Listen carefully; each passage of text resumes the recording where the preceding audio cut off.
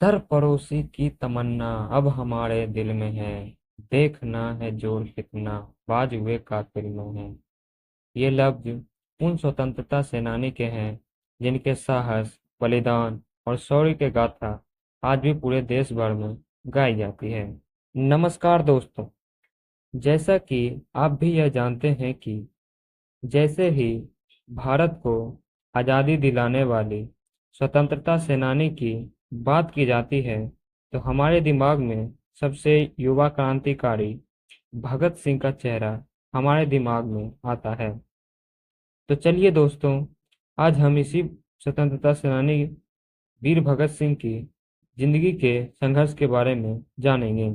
सबसे पहले तो हम यह जानते हैं कि भगत सिंह का जन्म 28 सितंबर 1907 को बंगा गांव, जिला लायलपुर, पंजाब में हुआ था, जो कि अब पाकिस्तान में है। उनका जन्म एक सिख परिवार में हुआ था।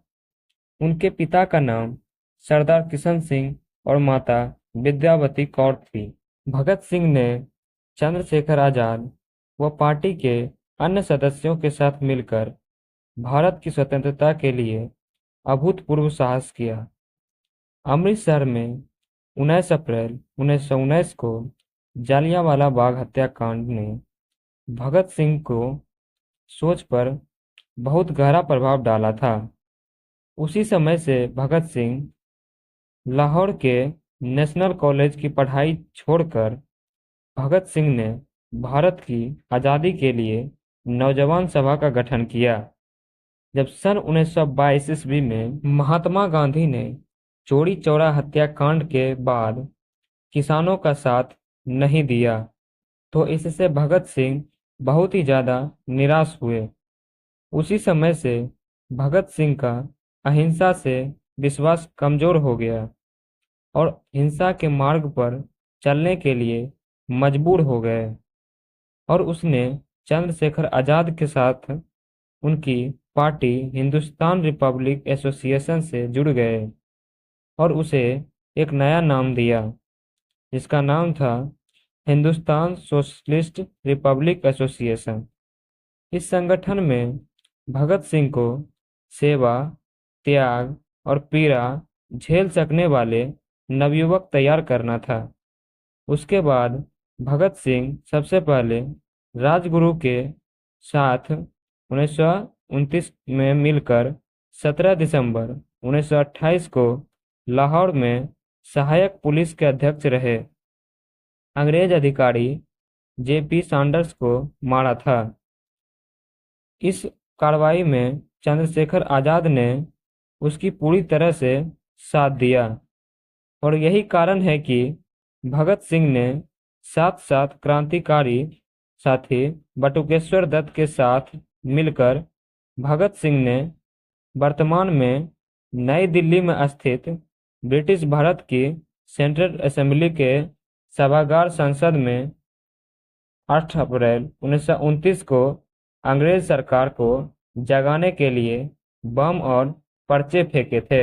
बम फेंकने के बाद भगत सिंह और बटुकेश्वर दत्त वहीं पर दोनों ने अपनी गिरफ्तारी दे दी। यहाँ पर सोचने वाली बात यह है दोस्तों कि चाहे तो वो भाग भी सकते थे, लेकिन सलाम है उस भारत माँ के शेर को जिसने अपनी बहादुरी के कारण अंग्रेज का डट के सामना किया। और 26 अगस्त 1930 को अदालत ने भगत सिंह को भारतीय दंड संहिता की धारा 129, 302 तथा विस्फोटक पदार्थ अधिनियम की धारा 4 और 6F तथा आईपीसी की धारा 120 के अंतर्गत उसे अपराधी घोषित किया। 7 अक्टूबर 1930 को अदालत के द्वारा भगत सिंह, सुखदेव, राजगुरु को फांसी की सजा सुनाई गई। इसके बाद फांसी की सजा को माफ कराने के लिए बहुत लोगों ने कोशिश किया, जैसे कांग्रेस अध्यक्ष मदन मोहन मालवीय।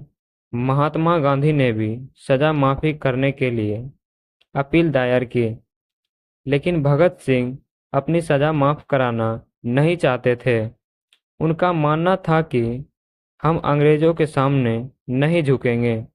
और 23 मार्च 1931 को भगत सिंह, सुखदेव और राजगुरु को फांसी देना था।